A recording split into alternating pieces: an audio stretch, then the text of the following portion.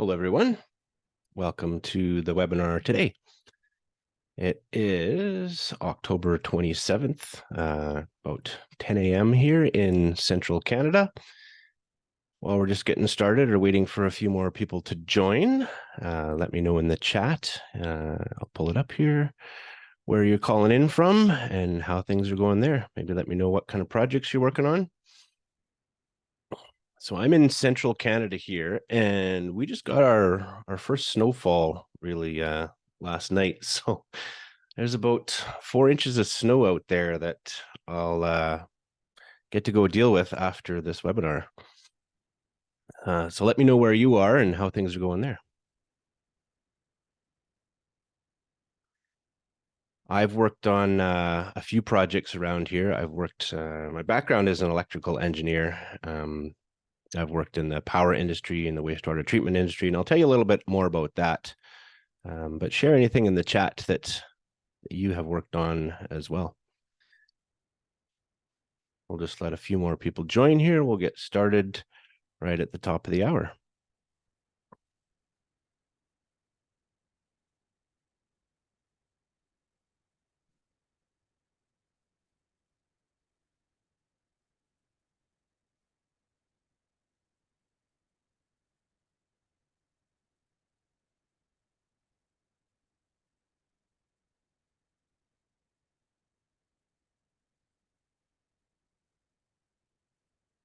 All right. So we can get started here. So let me just see to share my screen. Right there we go.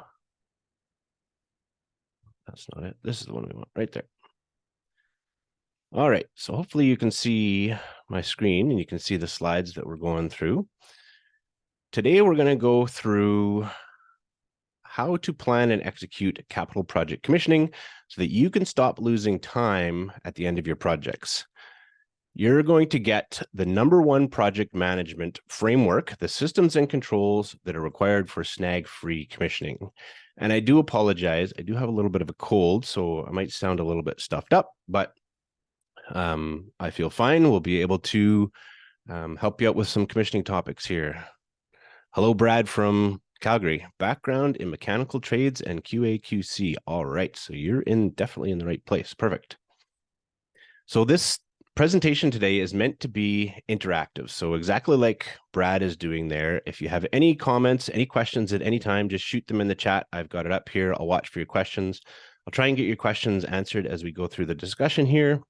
We'll also have a Q&A at the end. So if you have any other questions, you can ask them at the end, and we'll get all your commissioning questions answered as we go through the presentation here. So glad to have you here. So I've used the frameworks that we're going to go through here on several projects. I've used the commissioning project management frameworks in the power industry. I've worked on generation and transmission projects. I've used these frameworks in the aerospace industry, building satellites and rockets for the Canadian Space Agency. I've used these same frameworks as well in the water treatment industry. So related to some mechanical projects, these frameworks apply to all different types of projects. I'm also on the organizing committee for the Commissioning Professionals Society, where we hold an annual event to bring some of the smartest people in commissioning together in one room in Houston to collaborate and work on the challenges that the industry is facing all together. Now, I'm not the only one that's getting results with these project management frameworks. With our products and services that we offer, I help several other people get the same results. For example, Sheldon or Jonald or Kale, several others, after getting our support, they all tell me that this was an eye-opener. They had no idea that there was this much involved to plan and execute commissioning.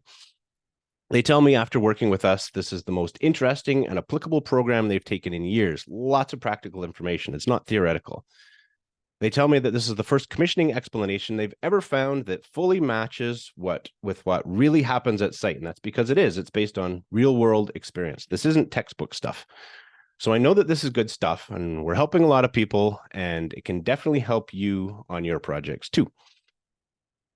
So just to be clear, though, this is not technical commissioning. If you're looking for electrical high plot testing, or you're looking for specific HVAC test and balance details, or you're looking for the specific standards of what's required for flushing piping in the food processing industry, you're not going to get that here. That's not what this presentation is about. But the technical commissioning is not actually what's missing on projects, though, is it? There's a lot of smart people working on projects, and they'll get projects commissioned one way or the other. What's missing on projects are the project management aspects that are supposed to go around commissioning, the systems and controls that are required to guide the outcome of your commissioning. What's really missing are the project management processes that are supposed to start earlier in projects to make sure that your commissioning is successful. Without these project management systems and controls to manage commissioning, you're really just gambling. You have no way to affect the outcome of your project. Now, this is, of course, what most projects do, right? There's too much going on at the beginning during design and construction, and commissioning gets left to the end of the project. They're really just rolling the dice at the end, and it's a crapshoot. There's no way to know if your project is going to be successful or not. And this is why projects struggle at the end to complete commissioning. Brad says it should start during the feed. Absolutely. You're absolutely right. We don't see that on a lot of projects because projects are missing all of these project management processes that are supposed to start earlier in projects. So it's no wonder that projects are late and over budget when there's insufficient systems and controls to manage commissioning starting early in the project during feed. So that's what this presentation is about. It's about the commissioning project management processes that are required on projects to make your project successful. This is the stuff that can really move the needle on projects to make projects successful. And I can help you get this fixed on your projects so your commissioning goes much smoother with much more predictability. At the end of this presentation, if you still need some additional help, I'll share with you how you can get our help, how you and your projects can get support with the products and services that we offer.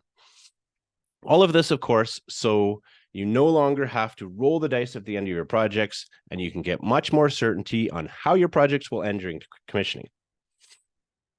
Sorry, just a little stuffed up. Now, one thing I'll say, though, is that this stuff isn't covered likely in any of the project management literature that you've seen before. I have no idea why. I don't know why this stuff isn't included elsewhere, because finishing projects is obviously the most important part. But the topics we'll cover today is what's missing on projects to make them successful.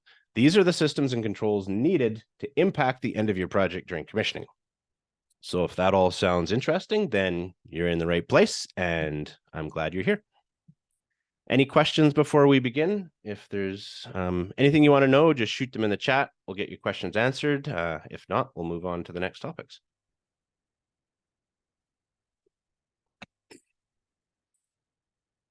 So the first thing most people want to know is what exactly to do for commissioning, right? They want the checklist, they want the procedure.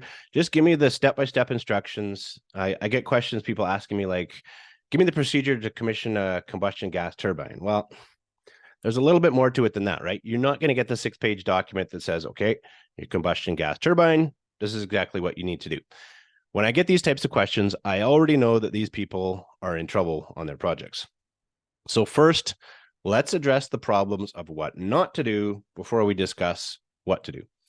Projects are having problems. We know this. The data tells us that 9 out of 10 projects are late and over budget. Projects are losing time during commissioning and they're missing deadlines.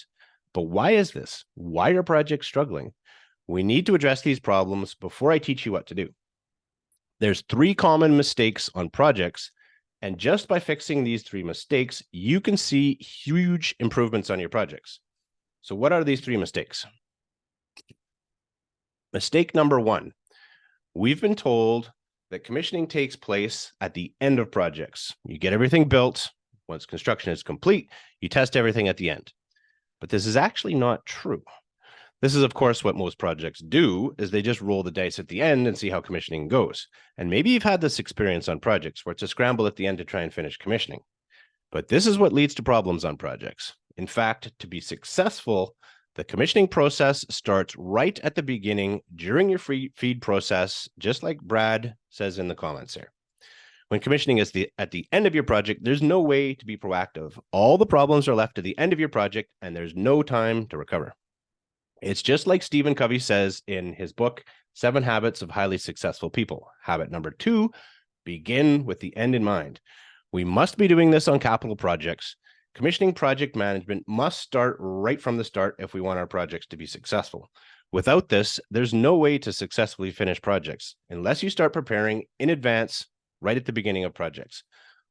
All projects that have finished on time and on budget, this is what they're doing. They're implementing these commissioning project management processes right at the beginning of their projects. And I'm going to show you how to do that. Mistake number 2 is siloed commissioning. Now, in many projects, we see that there's one group that's responsible for commissioning. Maybe the construction group is responsible for commissioning, or maybe the design group is responsible for commissioning. And this just doesn't work. Commissioning isn't an individual effort. Commissioning is for the entire project, not just for one individual group.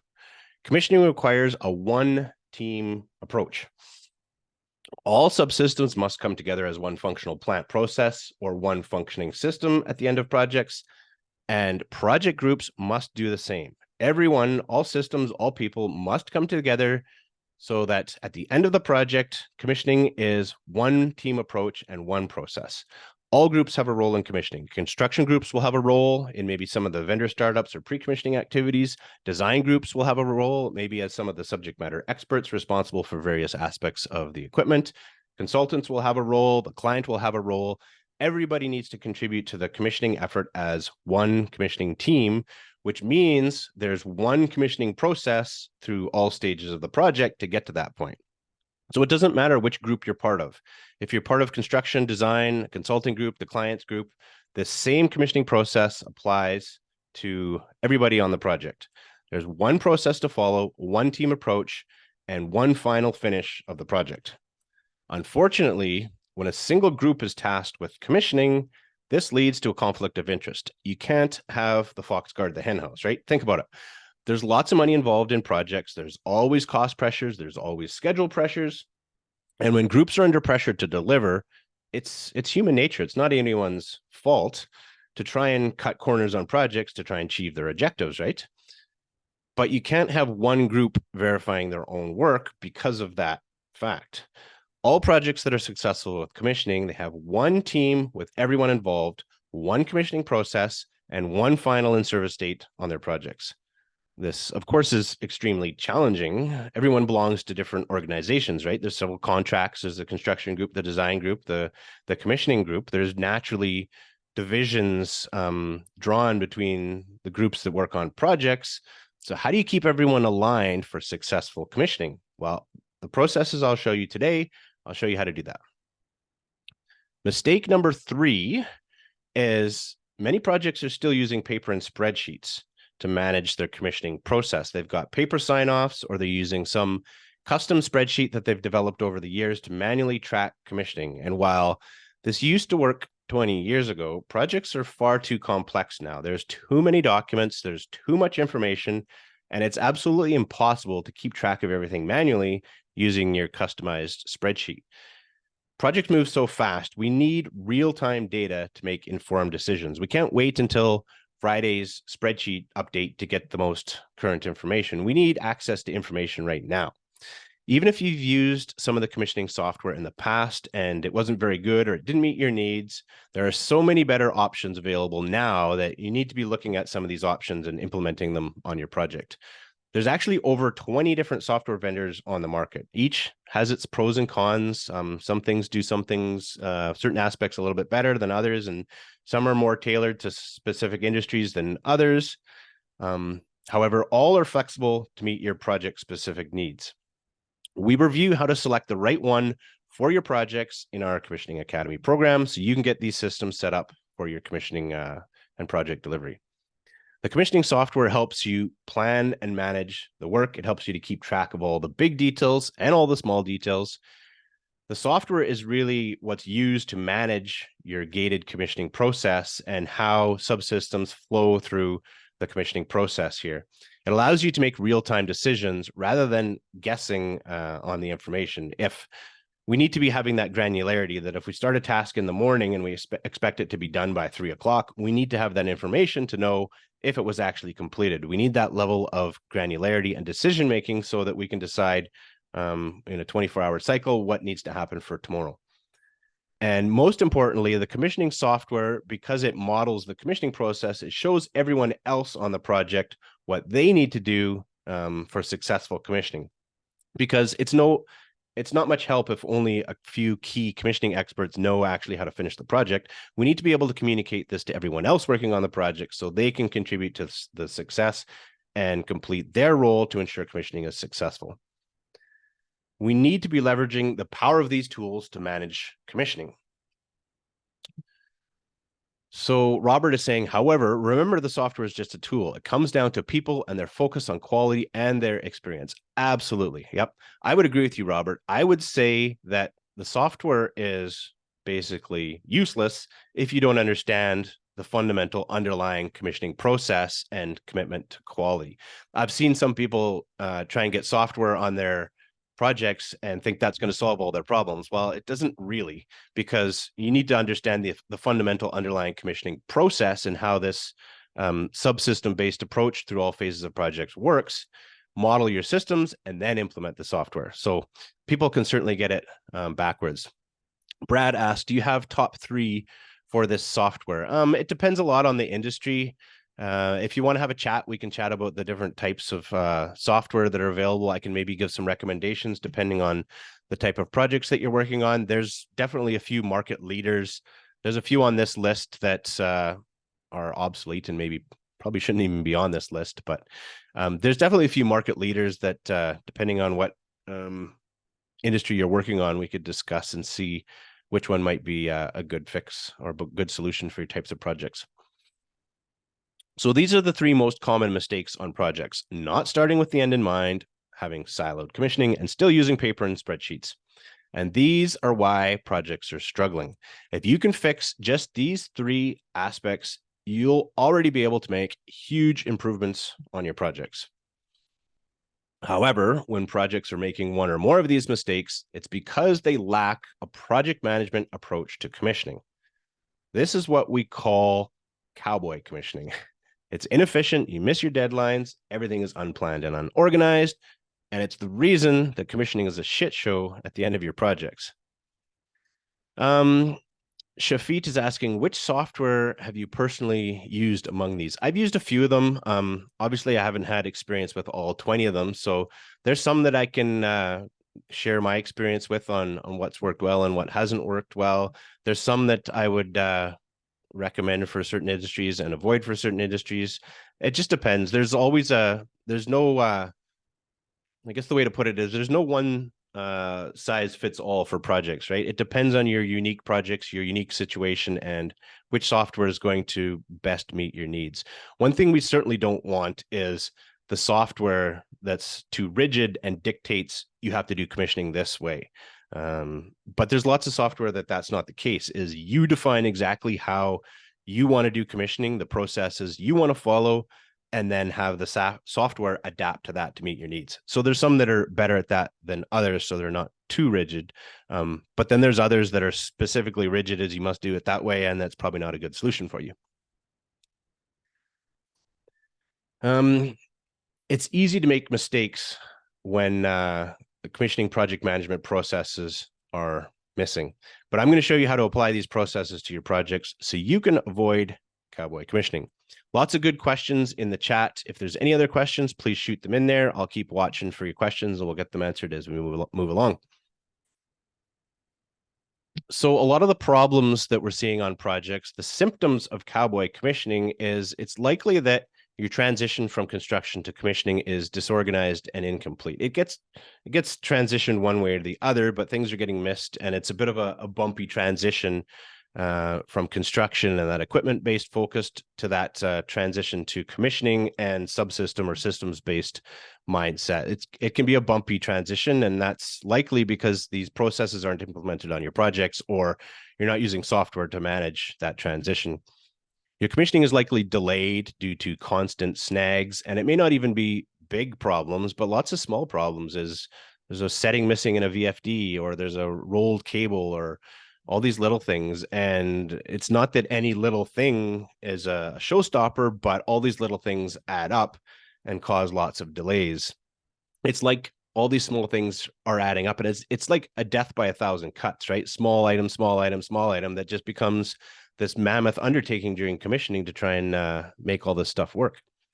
It's likely that you're seeing projects that have commissioning that are squeezed into half the time. There's 16-hour days to try and recover. That's all very typical. And you lose time during commissioning and you miss your project in service date. All very typical problems that I'm sure you've encountered on projects. Now, these problems exist because of the following mistakes. Projects are probably missing commissioning project management processes and controls to manage the commissioning process. It's not because you're missing technical commissioning. The commissioning will get completed one way or the other, but you're missing all the project management processes around it to ensure that your technical commissioning goes well later in the project. It's likely because there's no subsystem-based approach starting early during feed. And this is one of the reasons to have commissioning involved early in projects, is because we need to be systematizing the project and following that subsystem-based approach through all phases of the project. Without that, things are misaligned and nothing comes together well at the end of the project. You're losing track of details. You're losing track of the big details and the small details. And it's during commissioning where the details really matter, right? Is that VFD setting wasn't too important during design. It certainly wasn't important during construction, but a simple little setting that's missing during commissioning, well, your equipment's going to be tripping off, and then you're troubleshooting all the little things that are missing. And it's because you're losing track of all these small items. They pile up at the end during commissioning, right? Maybe there's a few people on your project that understand the details of what's required here, but without some sort of comprehensive method to track all these details, it's impossible to show everybody else on the project what's required and needed for commissioning. It's not helpful if only a few commissioning experts understand how this process is going to go at the end. Everybody needs to know that these details are important and when they're required so that we can proceed through commissioning without delays. So is this making sense? Let me know in the chat if all this is making sense, if you've seen these problems and mistakes on projects, or any other experiences you have. Let me know in the chat.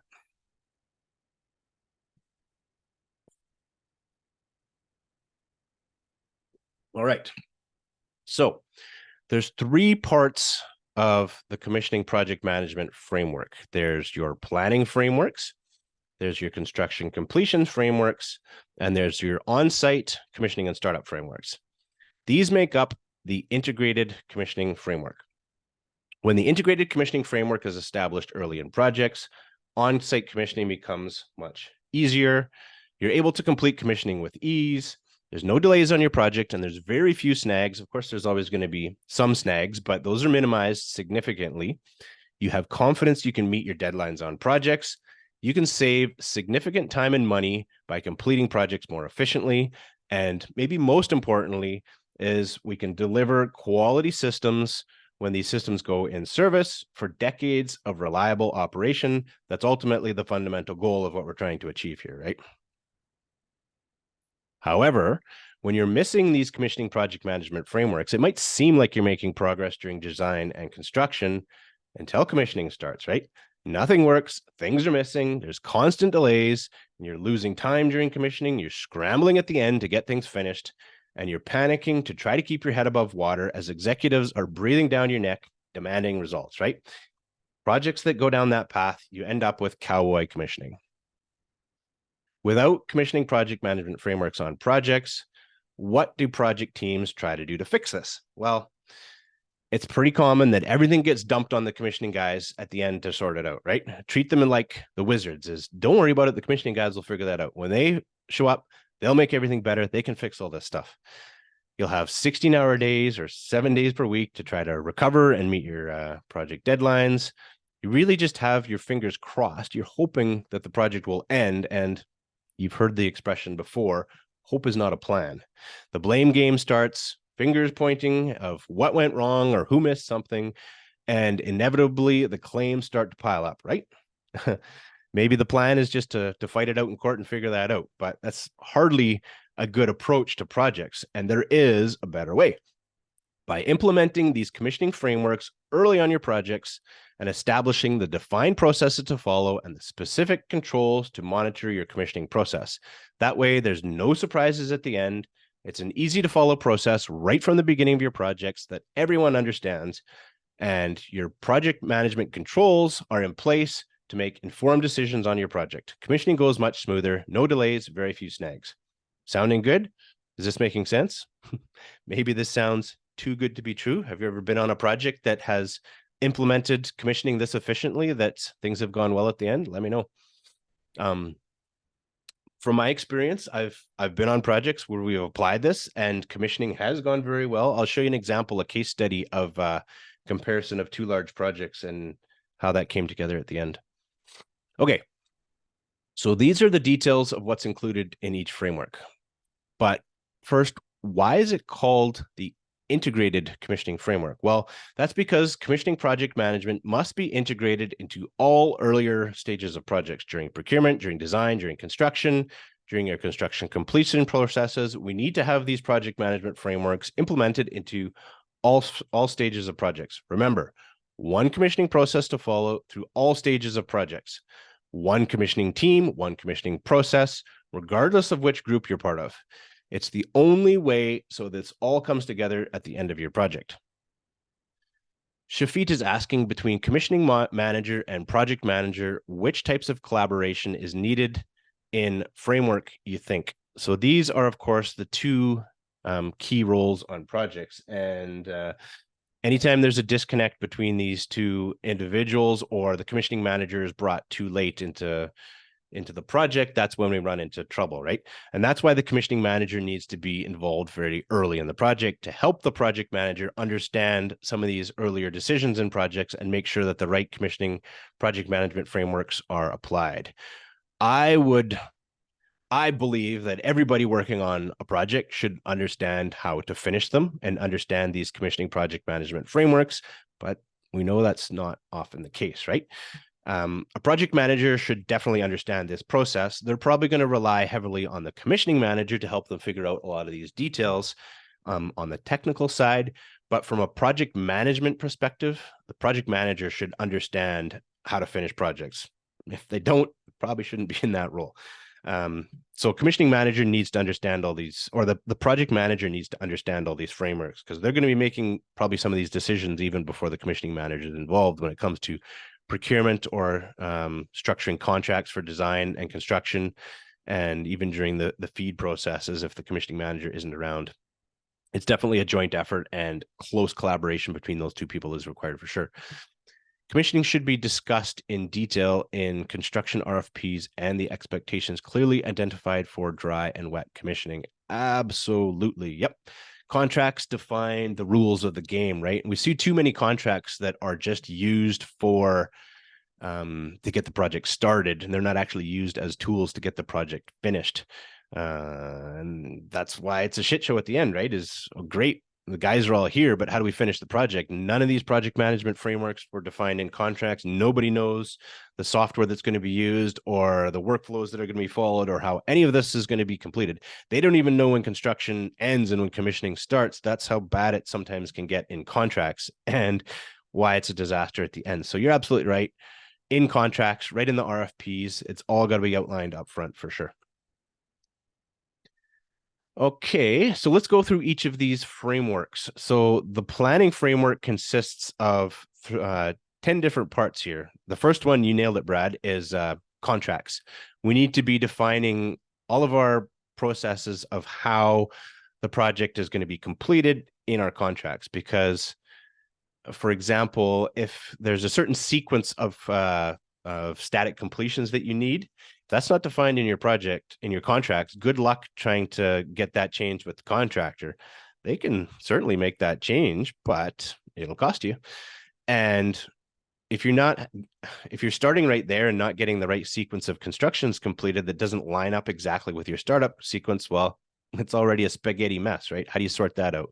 So your engineering contracts, your construction contracts, or if those are the same entity as one EPC contract, that all needs to be defined upfront. Shafid is asking, but I face several conflicts between these two roles during the commissioning stage. How can we minimize that? Well, it starts, if you're seeing those conflicts during the commissioning stage, you probably already lost, right?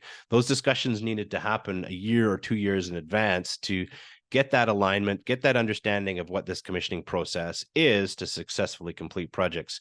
When the commissioning manager and the project manager both have two different views of how that project is going to finish, recipe for disaster. Shit show at the end to try and sort it out, right? If people can't come to an agreement and already begin with the end in mind and know how the project is going to finish while it's starting, guaranteed to end up in a disaster. That if all groups are heading in different directions to get to the finish, you'll never get there.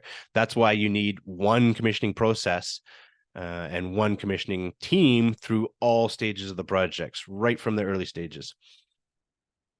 Now, I will say that often we're joining projects not right at the beginning. Maybe we're just joining them as design is being completed in the middle of the construction, right? Well, probably the damage is already done, right? And there's nothing we can do about that. Those decisions were made before we joined the project.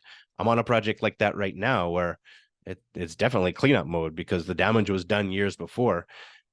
Regardless, we need to kind of pick up the pieces and work with what we got, work with the hand that we're dealt, and maybe hopefully get some of these processes in place, even if they weren't established earlier like they were supposed to, so that we can get to successful commissioning. It's going to be a bumpy ride. We know that, but we work with what we got to try and get to the end.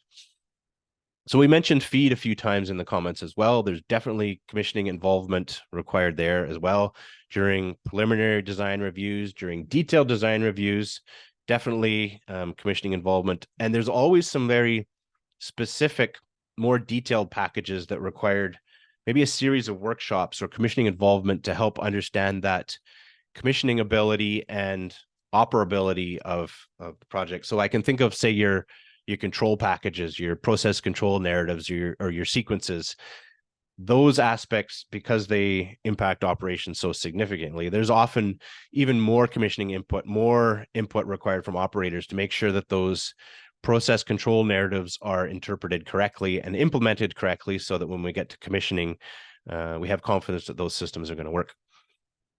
So definitely there's also input required during factory acceptance testing and during integrated factory acceptance testing.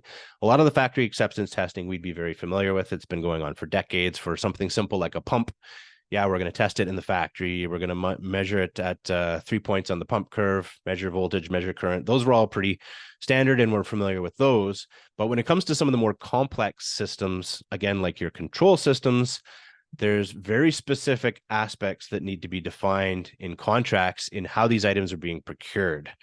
It's typical that we'll see hardware and software being integrated for the first time on site, and these systems are too complex. That really doesn't work anymore. We need to be conducting integrated factory acceptance testing in the factory of both hardware and software in a simulated environment to prove that this stuff works before it gets to site. I'll give you a case study of where we did this and how this worked.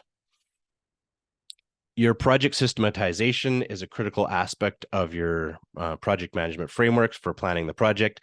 This needs to be taken very early in projects, and like we mentioned, needs to be included in contracts in the sequence of how construction is expected to be completed that aligns identically with the project startup sequence.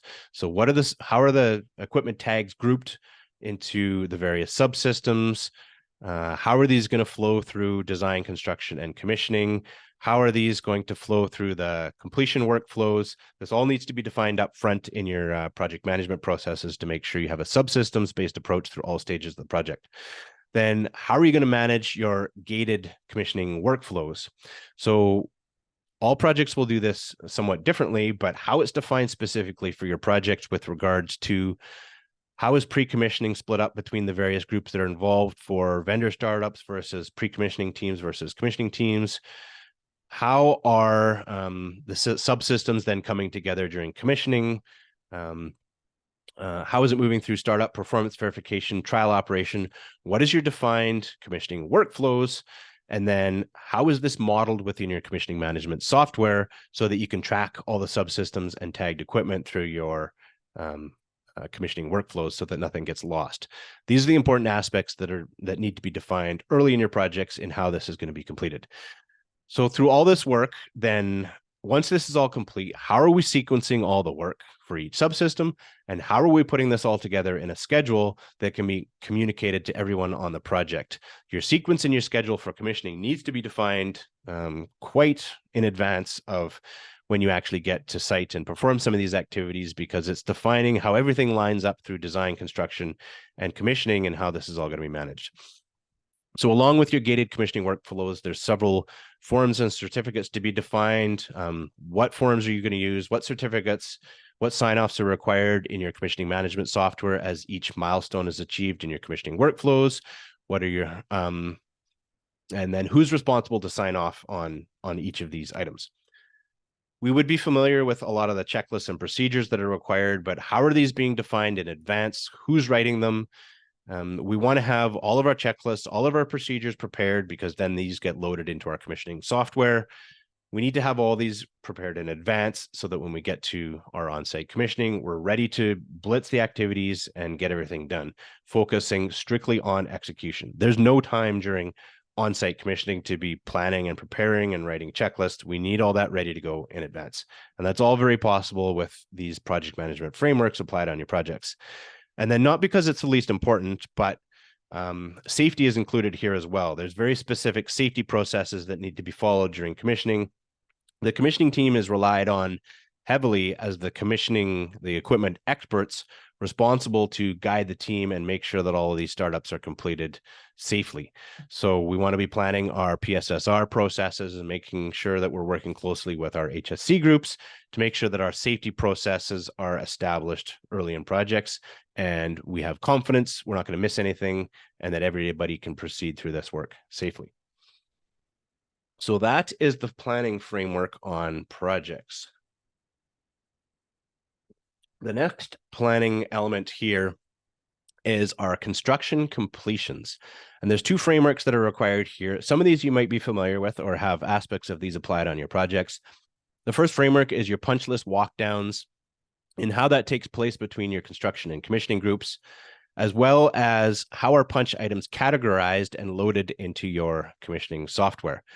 This has been done in the past for years, likely with a spreadsheet process, but there's just too many details during this transition process from construction to commissioning that we need some formal project management frameworks for how walkdowns are completed, who's involved, how things are identified, and then how they're categorized in the software, how they're loaded and tracked in the software so that nothing gets missed.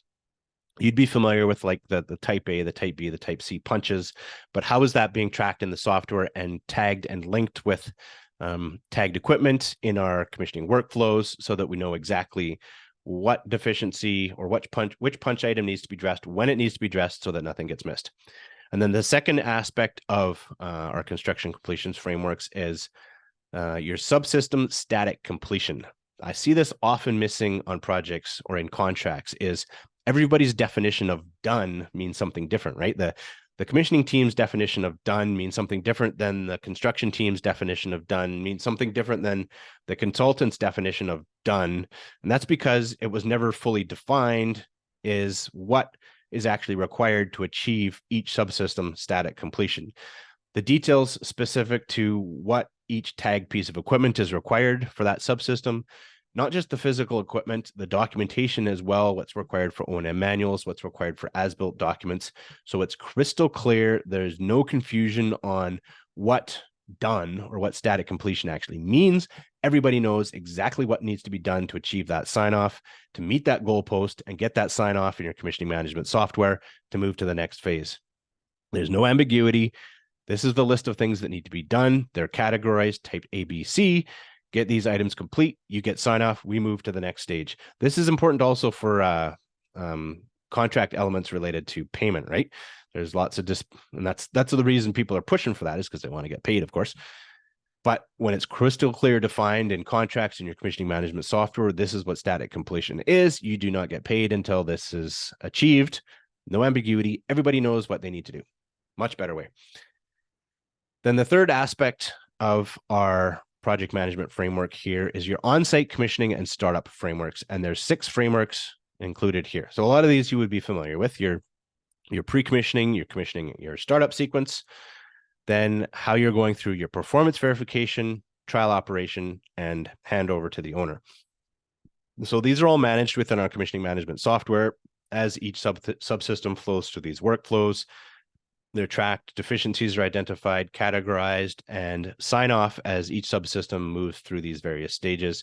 How all of this is going to take place, how your trial operation is going to be structured, what constitutes a restart, all of that needs to be defined in advance so that we know exactly how we're going to finish the project.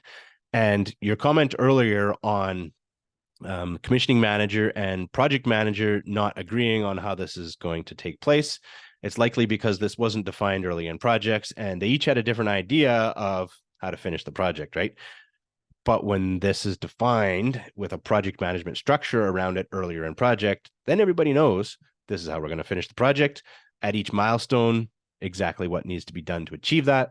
No conflicts, no disputes later in the project because everybody knows and agrees in advance. This is how it's done. This is what's in the contract, and this is how we're going to finish the project.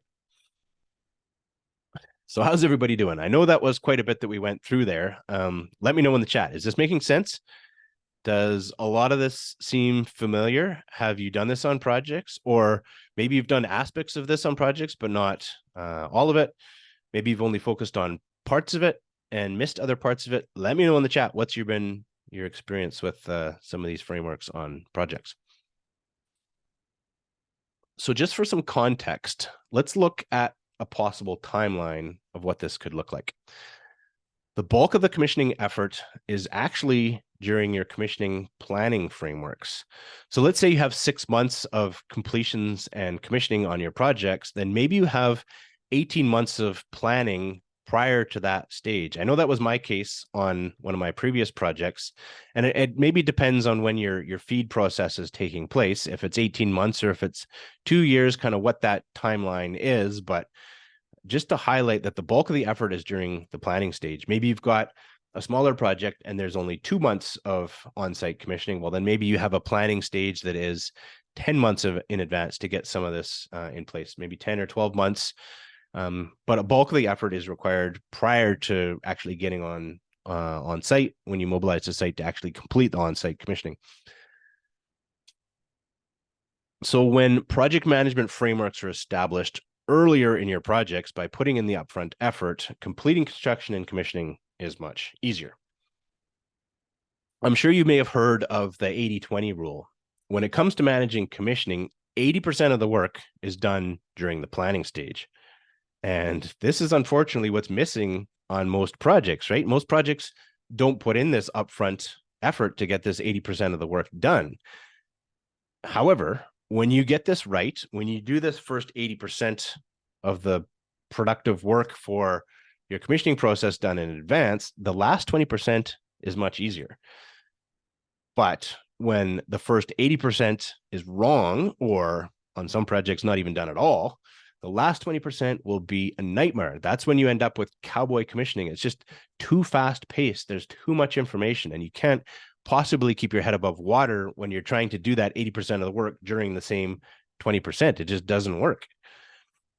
So what's been your experience? Are these timelines making sense on your projects? Is this the level of effort that is being undertaken to plan commissioning? Does this level of effort sound about right?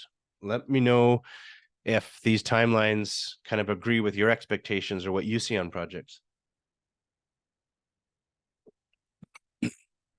So let's look at a case study.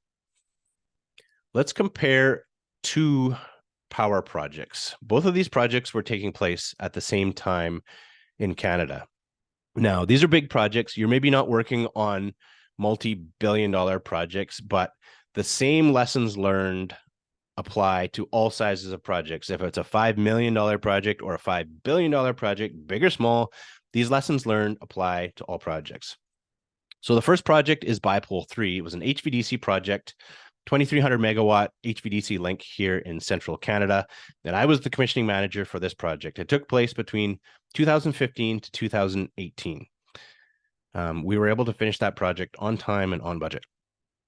The second project that was taking place roughly at the same time was the Labrador Island Link. It took place between 2012 and 2023. So it started before we started Bipole 3 and it finished after we completed Bipole 3.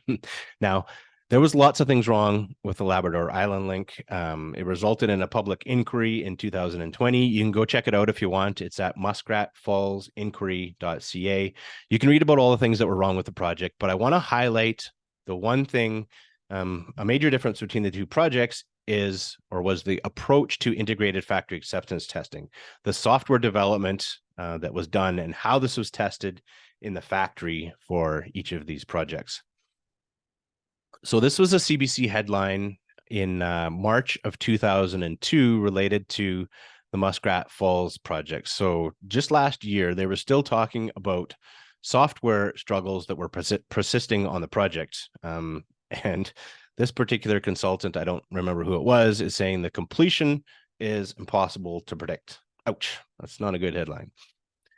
This was another headline in June 2002. They're still having software troubles. They're blaming a $260 million increase on the project. They're still working or struggling with getting full power transfers on the HVDC link because of some of the software problems that they're having. Just earlier this year, in March 2003, this was still another headline, is the president of Newfoundland Hydro was optimistic about getting Muskrat Falls in service, despite they're still discovering new problems, new software problems on the project. They were still having issues transmitting at full power on the LIL link. So these are certainly not good headlines related to the project, but the difference I see was that we can only assume that the LIL only focused on the hardware aspects during factory acceptance testing of their control and protection cubicles. If they had done the software integration as well, then they certainly wouldn't be seeing these problems earlier this year. We took exactly the opposite approach on Bipole 3. We had a full 6-month process for integrated factory acceptance testing in the factory. There was 60 control and protection cubicles required for the HVDC link. There was 30 in the northern station and 30 in the southern station. We had all 60 of these cubicles all connected together in Germany.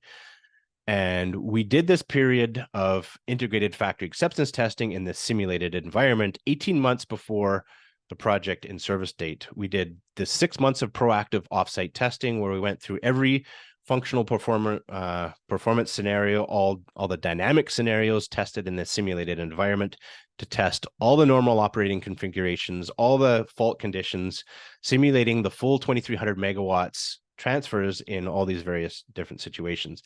And because we did this, we knew that when these protection cubicles arrived at site, we knew that they worked. And they did. They worked fantastic. When we were going through commissioning, we were really only looking for wiring errors because we knew the cubicles worked. 18 months prior to our project in service date, our planned in service date was July 1st, 2018, and we met it. And I contribute this proactive integrated testing in the factory as one of the major contributions to making sure that we met our project in service date. So this is one of the major lessons learned I take away from these two projects, is that we need to be implementing these more sophisticated integrated factory acceptance testing into our project delivery strategies. We cannot be integrating software for the first time on site. Even other aspects of Bipole 3 unrelated to the HVDC, they took this approach and they wanted to do their software integration on site. Nothing but problems, equipment damaged, lots of delays, lots of problems with that approach. We need to be taking our proactive processes to make sure that we're doing integrated software testing in the factory to test both the hardware and the software. The hardware alone is useless without the software. It's a vital component and it needs to be tested in advance to de-risk our projects so that later in projects, we know that commissioning goes much better. So we've covered a lot of good information today.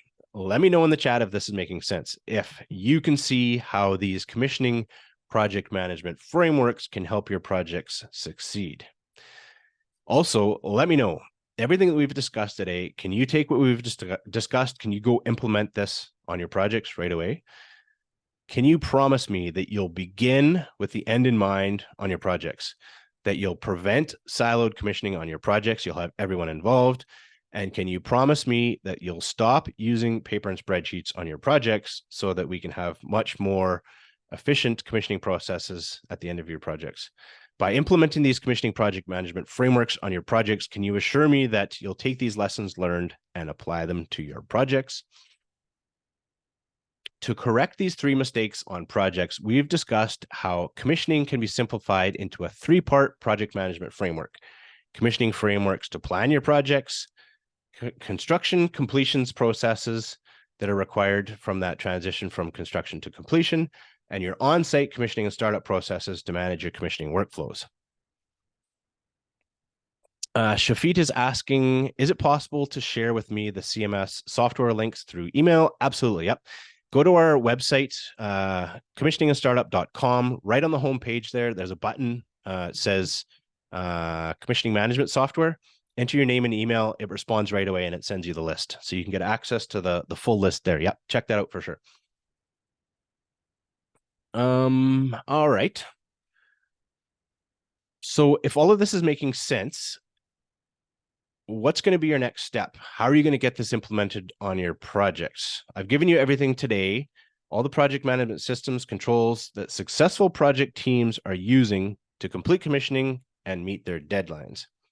What I've given you are the commissioning project management frameworks required if you want to avoid making costly mistakes on your projects, if you want to avoid cowboy commissioning and the scramble at the end of your projects, if you want to avoid missing your project deadlines, and you want to avoid the consequences of having a failed project on your resume. I certainly don't want projects like the Muskrat Falls or the Labrador Island Link on my resume. It's pretty tough when you're going to look for your next project. He's looking for your project experience. Well, Muskrat Falls, doesn't look too good on a resume. Of course, we all want this, right? We all want to get this right the first time. We want to impact the outcome of commissioning so that it's successful rather than gambling at the end of projects. We want to skip the 10-year learning curve and get this implemented on your projects right away. And we want all parts of your projects to be successful, not just the design part, not just the construction part. All phases of projects want to be successful, right? So the way I see it is you really have two choices. Your first choice is you can take all this good information and you can go apply this to your projects and you can go figure this out all on your own. And this is a totally legitimate way to go, right? This is what I did. I spent the last 10 years figuring this out on what's required to make this successful for projects. And you can do the same. You can spend the next decade figuring this out on your projects. You can roll the dice and see how your projects turn out. Unfortunately, you're probably going to have to learn a lot of these lessons the hard way, right? Your second choice is you can apply all of these commissioning and startup best practices on your projects right now. I can give you all the systems and all the controls that you need to successfully complete your project commissioning. You can skip the 10-year learning curve and you can avoid the consequences of having a failed project on your resume. You can set your projects up for success right now. Does that sound like a better choice? Option number 2? If option number 2 sounds like the better approach to get the proper commissioning project management frameworks on your projects, to get all the systems and controls you need for successful commissioning, if you want to get all the templates, all the procedures, all the forms, all the certificates, you want to get all the subsystems in place for a subsystems approach through all phases of your project, you want to get all the commissioning workflows you need, all the planning details that are required, you want to get the software to use and how to get it all set up. You want to cut the learning curve down, and instead of taking many years, you can get all this stuff figured out in a few weeks. If you want everything you need for commissioning project management all in one package, then I want to introduce you to our Commissioning Academy Integrated Completions Program. This is the most comprehensive support for commissioning project management ever created. Now, maybe there's something else out there that exists that has more information, but I've never been able to find it. Maybe a private company has some internal training that shows people how to do this, but I've looked even very recently, and there's nothing that I've been able to find that shows and gives a complete picture of what's required to manage commissioning. This is literally the fastest method to get up to speed on what's required for commissioning project management. I don't know why this hasn't existed in the past, but this is the missing piece of how to complete projects. These systems and controls are what is required to make commissioning so much easier on projects. Now, it's so painful to watch projects struggle with commissioning because we know the solution. We know how to do this stuff, but projects struggle without this when they don't take a project management approach to commissioning. It drives me nuts. A lot of projects, they don't need to fail. They just need these better project management processes to guide them to success during commissioning. So Brad is asking, when are you offering the program again? I think I'm on the waiting list, I believe. All right. I'll tell you how to get hooked up with it right away here.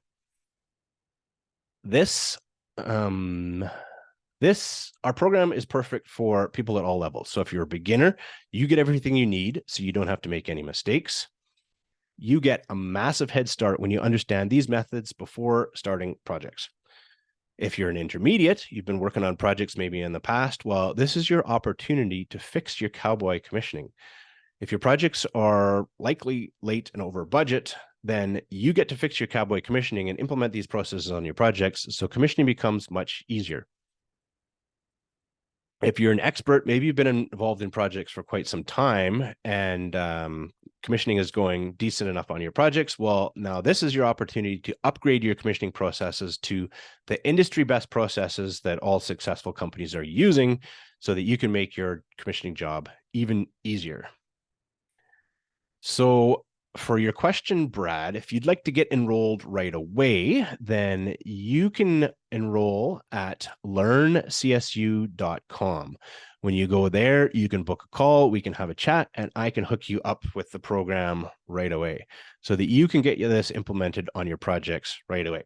So go to learncsu.com and we can quickly have a chat, and I'll hook you up with how to get into the program right away.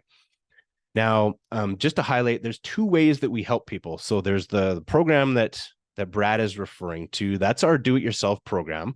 This is our Commissioning Academy training program. You get access to everything that we've talked about today. It walks you through exactly how to apply these principles on your projects.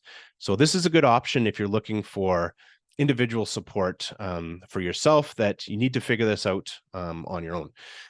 You get access to everything in the program, everything that we talked about, and I'll even highlight a little bit more here in our Commissioning Academy program. Now, there's some people that still would like a little bit more guided support on their projects, and we do have a done with you service that we offer, that we work directly with you and your project team to develop a project specific solution. So you can get a bit more guided support for everything that's in our commissioning program, support to actually implement this on your projects with you and your project team. So this is a good solution for organizations that must improve their project delivery processes and how they're completing commissioning. We do offer that service as well. One thing that is important, though, is that we do need to improve our project performance. 9 out of 10 projects are late and over budget, and this is just not acceptable. We know that we can do better. We can't have 90% of our projects being late and over budget. Well, with these two options that we offer here, this is how we help project teams succeed at completing their projects, so we can improve the performance of projects and increase, have more than just 10% of them being successful. So I hope that answers your question, Brad, there. Go to learncsu.com and we'll get you hooked up right away. So a few more points here.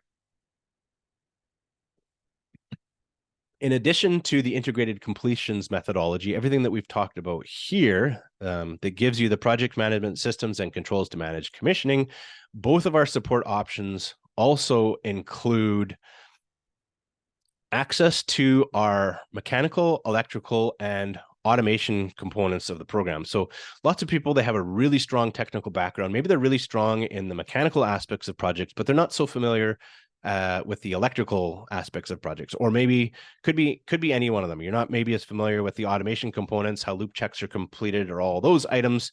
No problem.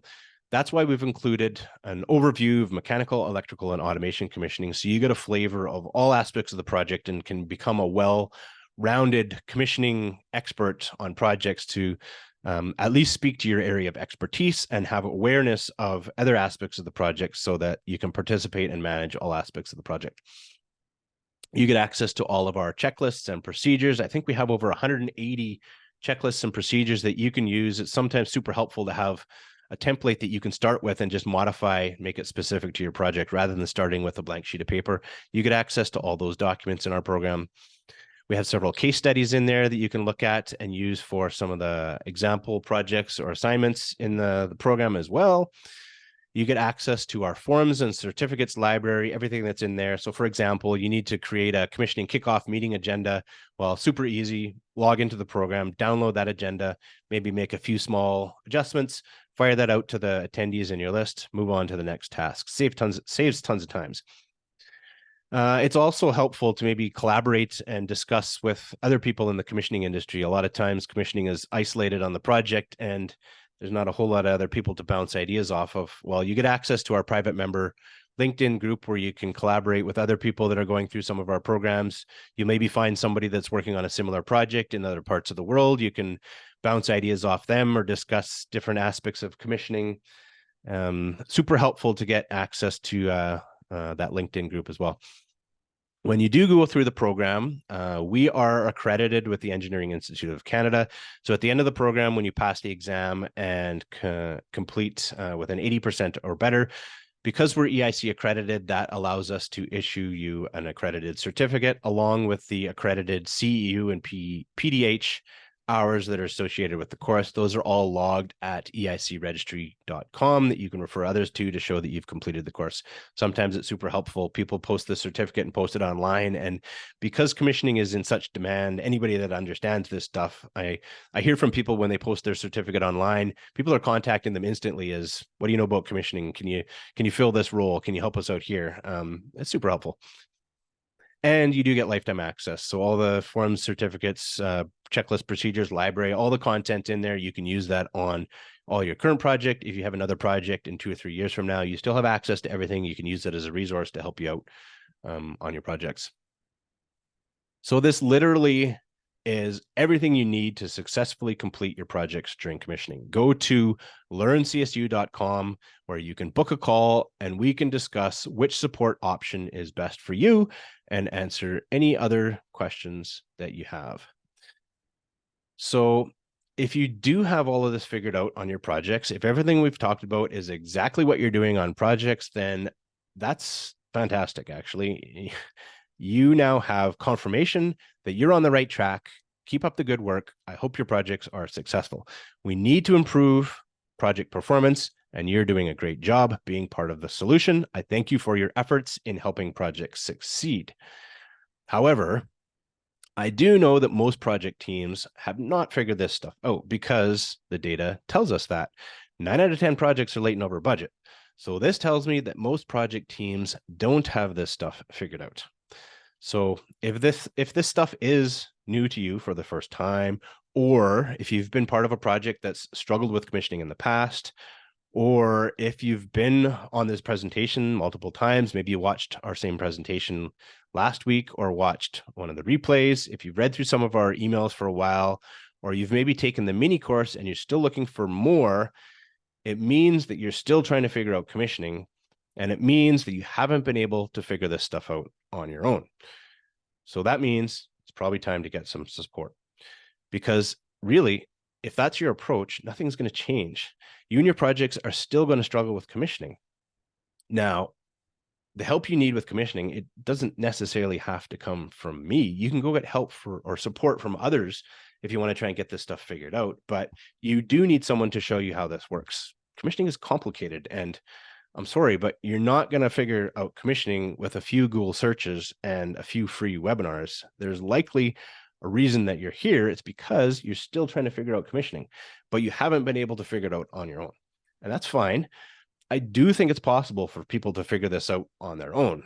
That's what I did. I took 10 years working on several projects to figure this out. It just takes too long of a learning cycle to learn this stuff on your own, right? When a project takes 2 or 3 or 4 years to complete, it can take a few years to see if what you did actually worked and was actually the right thing to do to make commissioning successful. It can take 2 to 3 years literally to see if a decision you made was the right decision or not to help commissioning. And with this long of a learning cycle, it's just not an efficient way to figure this stuff out. The lessons are hard and slow to learn on your own, costing projects lots of money, let alone the cost to your career when you make these mistakes, right? Now, a better way to learn this stuff is right here to get everything you need with just the click of a button. I really recommend not wasting the next 10 years trying to figure this out and making costly mistakes along the way, making costly impacts to your projects, making costly impacts to your career. Think of the Muskrat Falls project. Is that what you want on your resume? Now, maybe that's an extreme example, but those are the types of situations that can happen when you're not taking a project management approach to commissioning. So my recommendation, and I think it makes a lot of logical sense, is to get this stuff all right here, right now. That's why I put all this stuff together, to save you significant time and money by getting everything you need all in one place. When I went to look for this stuff 10 years ago, it didn't exist. And I was just dumbfounded. How is there not a resource to help people figure this out? Because it's so complicated. And I had to put this together to help other people figure it out because projects are suffering. When you get access to all this information, you can start applying these systems and controls to your projects right away and have much better project outcomes during commissioning. So get it all here right now and get your project set up for success right away. I honestly don't think it's wise to gamble with millions of dollars on your projects by trying to figure this stuff out on your own. Now, despite all of that, there are still some very stubborn people on projects. Projects seem to attract the most stubborn people. I have no idea why. They're the ones that will step over a dollar to pick up a dime, right? And despite the help that I'm offering, they'll still want to go and try and figure this stuff out all on their own. For the stubborn people out there, I only have a recommendation is please be careful. Projects are brutal, and I just don't want you to get slaughtered too badly. It's cutthroat out there. The construction industry is a $14 trillion industry with everyone trying to get their piece of the pie. If you don't have this stuff figured out on your projects, you'll get taken to the cleaners at the end, guaranteed. There's people out there that do this stuff every day, and they know how to work the system. If you get this stuff wrong on your projects, they definitely know how to exploit the gaps. So please be careful if you insist on doing this on your own. Now, for those of you that are ready to get a massive head start on your projects, go to learncsu.com and book a call. That call is booked directly with me, not someone from our team.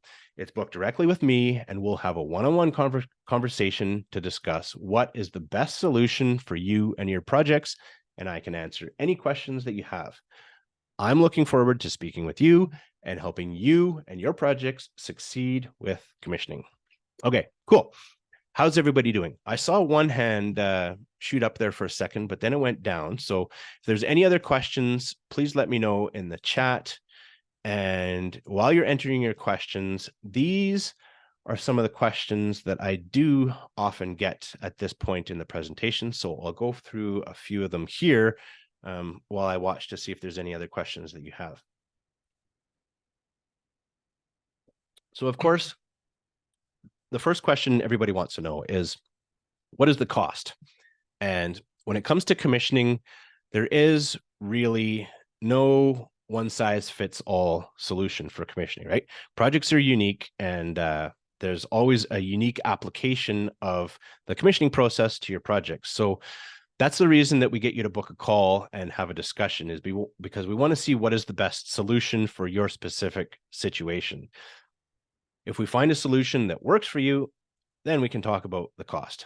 And honestly, I wouldn't worry too much about the cost. We have lots of options. We have payment plans. We'll find a solution that works for you. And we may even be able to find a way to get your employer to pay for this, because it's a huge benefit to employers when projects aren't going millions of dollars over budget. It's pretty easy to show how this is a benefit to them as well. So book a call and we can discuss some of those options on what's best for you and and some of the payment options that are available.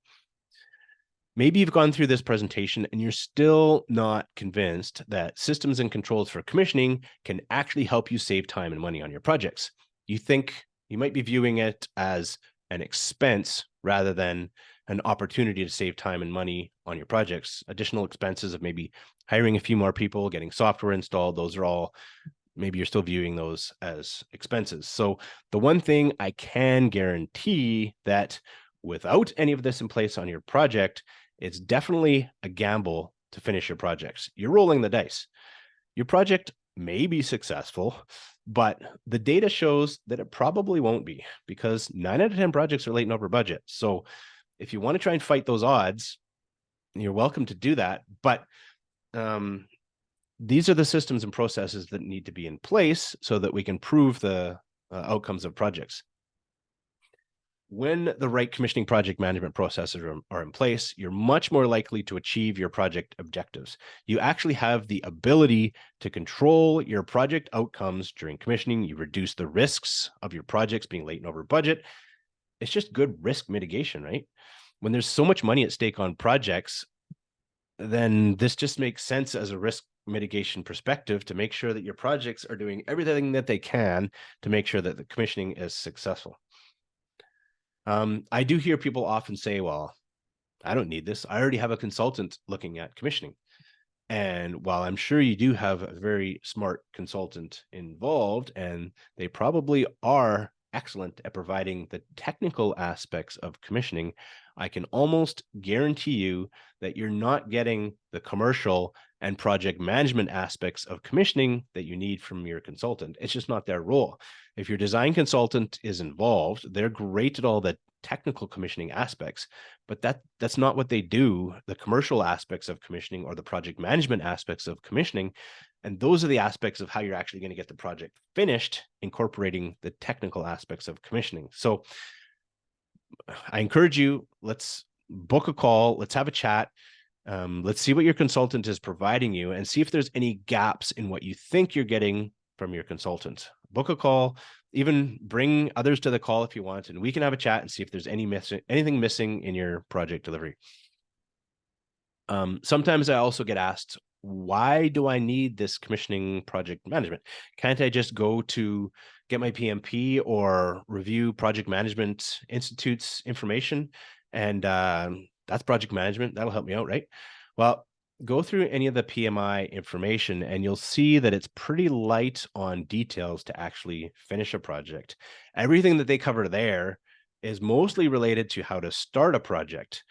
And I can see why PMI has done that, because they're tailoring to a broad range of projects, right? To IT projects, to civil projects, to any type of project, that the specifics of how to complete capital projects involving electrical mechanical equipment are just one piece of what PMI is covering, right?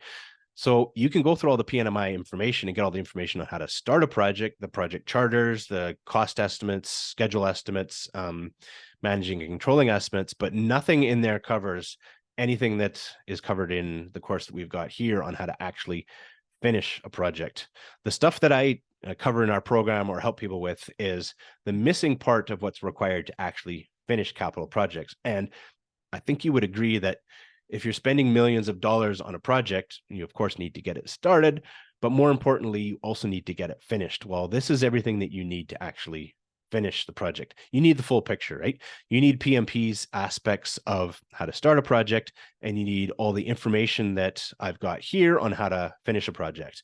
So to help you with some of those aspects in our program, I've also included 5 PMP practice exams. So that gives you a pretty good flavor of PMI's information. If you don't have your PMP, or maybe you're thinking about getting your PMP in the future, the best way to do that is by doing a ton of questions. We've got 5 PMP practice exams in there that can help you as well. Okay. Maybe you've gone through this presentation and everything sounds good, but you don't think that you can actually get this implemented on your projects, right? There's too much bureaucracy. You think this is a good idea, but how are you going to convince your project manager? How are you going to convince your organization to implement these processes in their project delivery strategy? And I get it. It's we're organizational change is certainly difficult, right? How do you get others on board with this process as well so everybody's following the same process? Organizational change is a bitch for sure. But that's why I created this resource for you, is to make this easier for you and to help you and others understand this process. I'm here to help project teams improve and grow. So, of course, there's other decision makers on your projects, and they're going to have influence on establishing this in your projects as well. So if that's the case, then I do encourage you to book a call, bring your manager, bring your supervisor to the call. We can have a chat and answer any other questions that they have. If there's concerns or questions or other objections about getting this implemented on your projects, we can see what those questions are.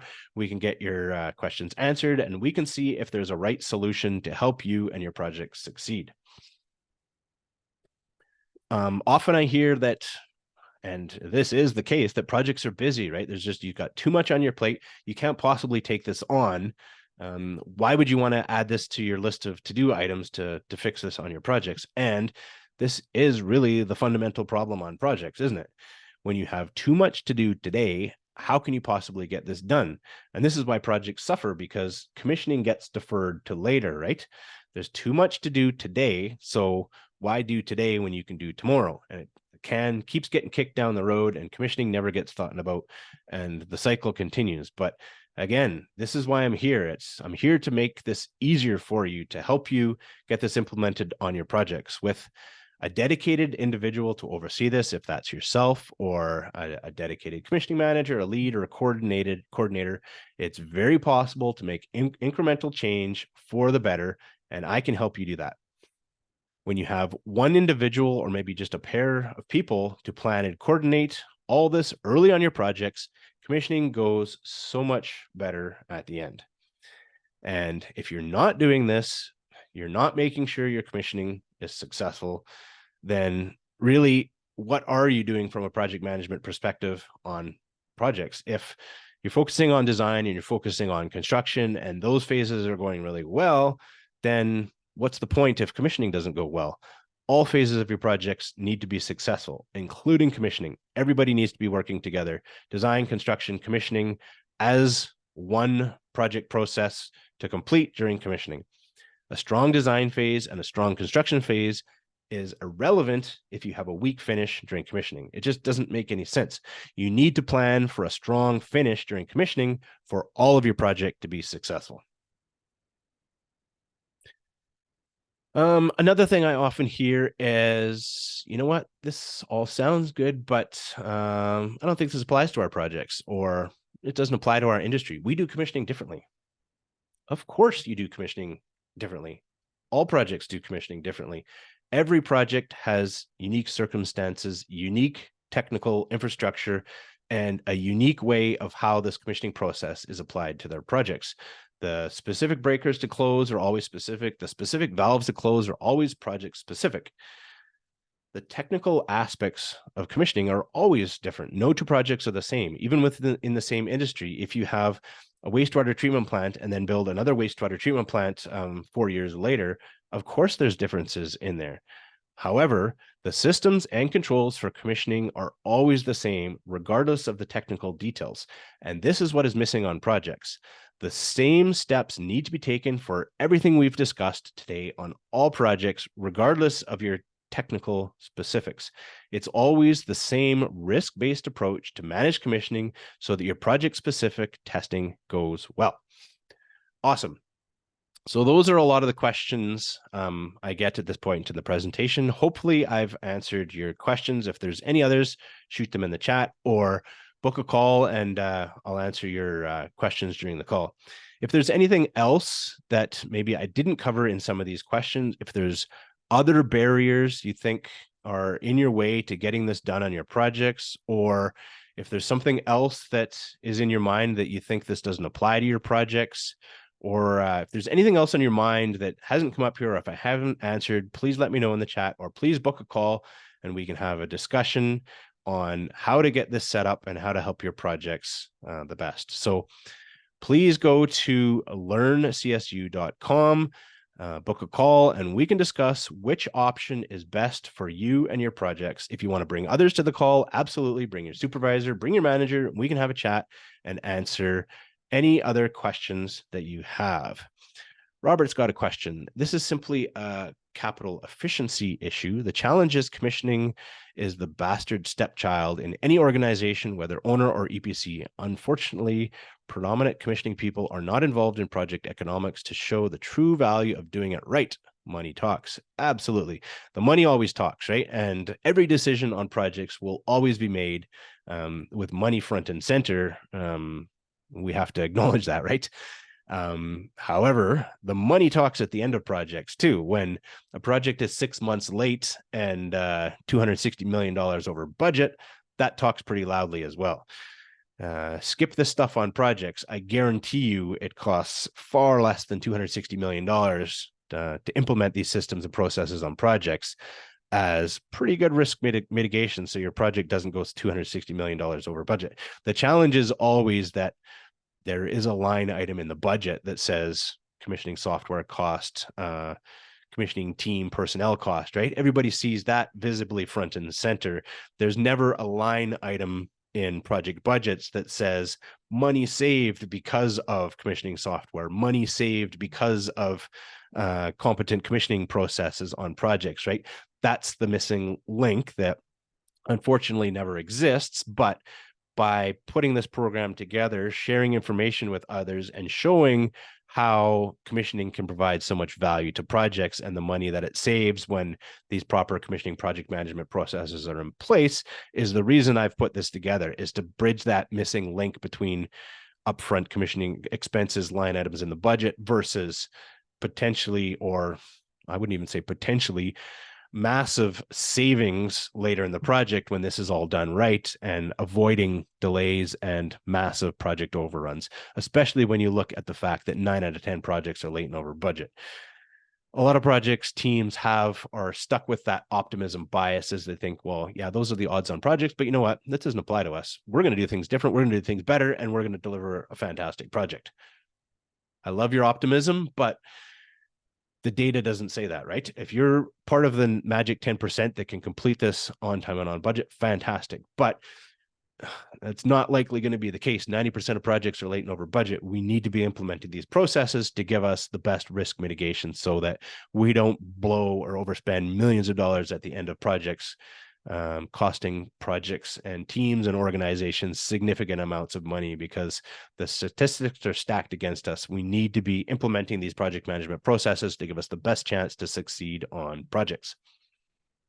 So very, very good question, Robert. Absolutely. So I'm not seeing any other questions in the chat. If you want to sneak a quick one in here at the end, absolutely. Anyways, go to learncsu.com, book a call. I'll answer any other questions that you have. Bring others to the call as well. We'll help them understand the value that's provided here in commissioning project management frameworks. We do need to all work together to get this set up on all projects so that all of our projects can have better outcomes and increase the odds of our project performance. When we look at some of the global challenges that we're facing, we're looking at climate crisis and electrification of our systems. Capital projects play a huge part in setting up our battery facilities, our chemical plants, all of the electrification for HVDC systems, substations, everything that's going to be required for offshore wind. Capital projects play a huge role in helping us address some of these huge challenges in the world.